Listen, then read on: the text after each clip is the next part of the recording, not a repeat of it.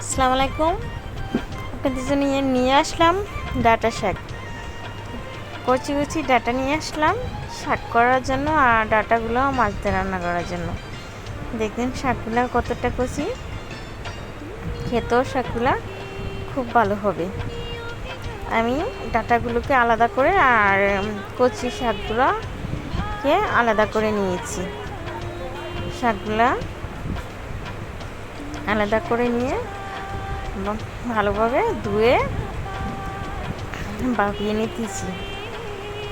ভাপিয়ে নেওয়ার পরে জাকিতে ছেঁকে রেখেছি পানি জড়িয়ে, আর মরিচ রসুন তেল দিয়ে ভাজি করব।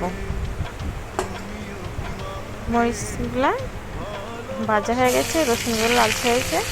এখন দিয়ে দিলাম ছেঁকে রাখা ডাঁটা শাকগুলো দিয়ে